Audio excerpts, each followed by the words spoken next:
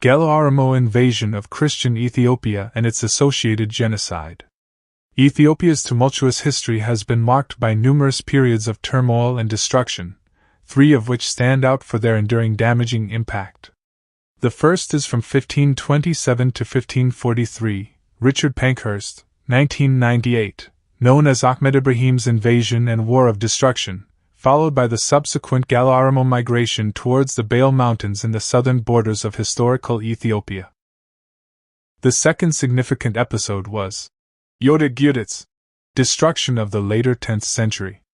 The third was the Edomite Italian-Roman invasion in the 19th century and the occupation of destruction of Ethiopia by Fascist Italy, revenge for the Complesso di Adua, Adwa complex, that lasted from 1939 to 1945. All events specifically targeted Ethiopian Orthodox Christianity, its heritage, monuments, properties, and institutions. Because of accidental cultural overlap with mainstream Ethiopian cultures, northern Ethiopians paid/are paying dearly. History is repeating itself.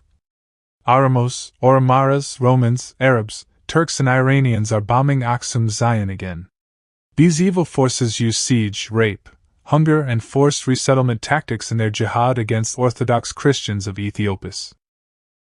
Their evil agents Menelik LL plus Haile Selassie plus Mengistu Haile Mariam, Isaias Afewerki, actually his real father is Arab Muslim, called Abdullah Hassan, Debrecen, we suspect he too has Muslim ancestors, and Ahmed Ali all do the Italian job for the historical enemies of Ethiopia. What we are witnessing in northern Ethiopia the continuation of the Antichrist jihad campaign that begun in stages, 1400, 500 and 130 years ago. Menelik LL, half Oromo plus half Amhara equals Oromo, crypto-Muslims/man of the flesh. Haile Selassie, half Oromo plus half Amhara equals Oromo, crypto-Muslims/man of the flesh. Mengistu Haile Mariam, half Oromo plus half Amhara equals Oromo, crypto-Muslims/man of the flesh. Abiy Ahmed Ali equals half Oromo plus half Amhara equals Oromo, crypto-Muslims/man of the flesh. 1. Menelik II. 1844 to 1913. The genocidal Menelik II Oromo regime was installed by Anglo-Saxons plus French plus Italians plus Germans, after murdering the last true Ethiopian and Christian Emperor Johannes IV, on March 10, 1889. The Great Ethiopian Famine of 1888 to 1892. The Great Famine is estimated to have caused 3.5 million deaths. During Emperor Menelik's reign, Tigray was split into 2 regions, one of which he sold to the Italians who later named it Eritrea. Only 2 months after the death of Emperor Johannes LV, Menelik signed the Wuchel Treaty of May 2, 1889 conceding Eritrea to the Italians. It was not only Eritrea that Menelik gave away, he also had a hand in letting Djibouti be part of the French protectorate, when he agreed the border demarcation with the French in 1887. Some huge parts of Tigray were put under Gondar. The southern part, places like present-day Alamata, Kobo etc. were put under Wello Amhara administration. 2. Haile Selassie, 1892 to 1975. The genocidal Haile Selassie Oromo regime was installed by Anglo-Saxons plus French plus Italians plus Germans.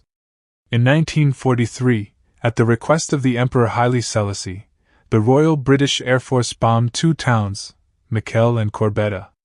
Thousands of defenseless civilians lost their lives as a result of aerial bombardment.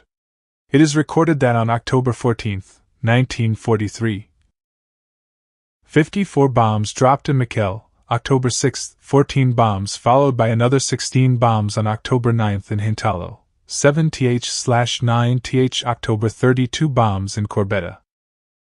Between 2 and 5 million foot people died between 1958 and 1977 as a cumulative result. Haile Selassie, who was emperor at the time, refused to send any significant basic emergency food aid to the province of Tigray. 3. Mengistu Haile Mariam, 1937. 1979 to 1985 plus 1987. The genocidal, Communcit and anti-Christian Oromo Derg regime in Ethiopia was installed by the United States. Declassified CIA documents reveal that Derg was an Oromo regime. Due to organized government policies that deliberately multiplied the effects of the famine, around 1.2 million Christians of northern Ethiopia died from this famine. Mengistu and his children still alive and well, while Orthodox Christians are starving again. 4.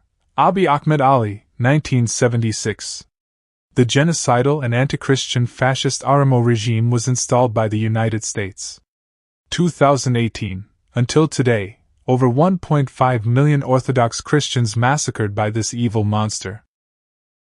Unlike the past famine, there is no natural or man-made drought. Rather, Abiy Ahmed Ali simply uses war and hunger as a weapon.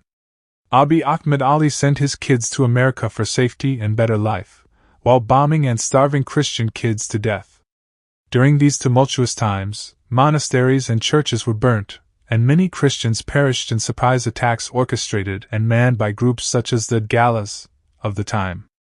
Notably, the war led by Ahmed Gragnai, 1527, also facilitated the largest Gallo-Oromo migration into the Ethiopian Christian hinterland. The Gallo-Oromo society was always perceived as barbaric and without fear of God. Many tribes faced cultural and physical extermination, with their lands subsequently occupied by the incoming Gallo-Oromo settlers. This influx gradually expanded into regions now known as Arsi, Harar, Baal, Walega, Southern Shua, and parts of Sidamo, Gamagofa, and Ilubaber, Danal N. Levine, 2000. As a consequence, many indigenous tribes lost their identity to the cruel culture of the 16th century. The eyewitness accounts of Monk Ababari and Prof. Getachew Hale's book, Yababari Durstock, 2002, supplied sufficient evidence for the above-stated historical assertions. The eclipsing of the savagery of the invaders on the one hand, and the cosmopolitan character of Ethiopians, and most importantly, that of northern Ethiopians, on the other, created Ethiopia's vulnerability to the Gallo-Oromo's unhindered expansion towards the north. The Ethiopian Christians' value systems have long emphasized the importance of fair treatment of migrants based on human fraternity. This led to the subsequent permission of intermarriages, garrison townships, and unrestricted mobility within Ethiopia, creating a cultural mosaic that we see today. This rule of law and mercy principle was extended to all, regardless of status.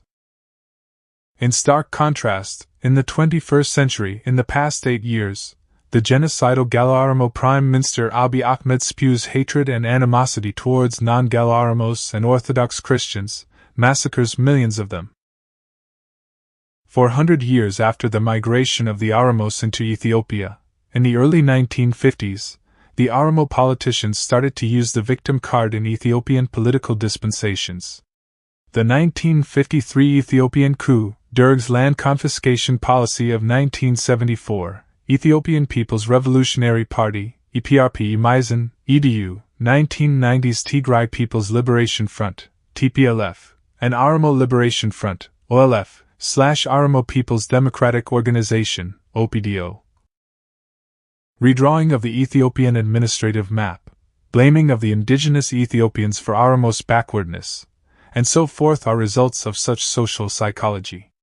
But, in fact, with the benefits of hindsight, one can confidently argue the action was planned to obtain fertile land, natural resources, and political power in the country. Mainly, after World War II, with the training, help, and direction of European Nazi and fascist-bent governments, Gallo-Oromo extremist leaders began to eat up the socio-economic base of traditional Ethiopian polity. Germans, Italians, Turks and Arabs offered countless scholarships for Gallo-Oromos and immersed them with a mix of Islamic extremist irredentist ideologies and tendencies. European colonial powers provided lavish scholarships for Gallo-Oromos students for the last 70 years to pursue their agenda of carving out the hereto non-existent Islamic Oromo state from the organic Ethiopian monolithic state to ensure its demise. The 21st century Oromo Islamists are now targeting Orthodox Christian holdings, cultures, and the faithful as well. The failures of pro-Ethiopia forces to properly thwart the Oromo Islamists for a long time can be explained by the fact that it went underground and stayed timid for the last 450 years. This timidity is represented by peacock as an emblem of Prime Minister Abiy Ahmed's tenure in Ethiopia. The advent of the current Oromo Prime Minister Abiy Ahmed, aka Grand Ahmed II in the 21st century, made Ethiopia hell to its citizens. Millions are suffering from the worst form of genocide, destruction, Christian killings, dislocations, deliberate mass starvation, church burning, land takeovers on a scale unmatched in history. Genocidal Abiy Ahmed came to power within the ruling EPRDF's reform plan. His destructive power and the pace of implementation of his socio-lethal projects are outrageous and prove that he comes with a deep sense of revenge against all Ethiopians. More than 11 million people's lives are at risk, and more than 3 million people have died as a result of the genocidal war led by the fascist Oromo Islamic regime of Black Hitler aka Abiy Ahmed. In the comparative perspective of the two Gallo-Oromo invasions, we can discern variations in scale and brutality, and the following can be said. First, there is no exact measure of how the initial Gallo-Oromo migration, from 1527 to 1543, and destruction of the 16th century upset the demographic map of Ethiopia. However, the contemporary Oromo wave of expansion, beginning from 1990 up to 2026, especially the years that genocidal Abiy Ahmed ascended to power, 2018, proved to be highly genocidal, savage and manifestly barbaric. The Islamic Gallo-Oromo project of dismantling the whole of Ethiopia and taking all its land and its people started with high rage. Second, while the Grand Ahmed I, 16th century, invasion managed to assimilate and occupy the southern part of Ethiopia and its destruction was limited by the population size of the victims of that time, the 21st century, Grand Mohammed II, Prime Minister Abiy Ahmed, 2018 to 2026. However, is having sweeping damage to the core of Ethiopian identity, cultures and geographic spaces never seen in the history of the world. Today, the deadliest country no one wants to report truthfully about is Ethiopia. Since the beginning of the genocidal jihad against the ancient Ethiopian Christians of the northern regions of Tigray, Amhara and Afar in November 2020 till today, 1.5 million Orthodox Christians were brutally massacred. 200,000 Orthodox Christian women, children and nuns were raped and abused.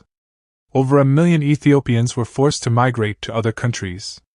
4 million internally displaced people severely impacted by conflict, hostilities and climate shocks.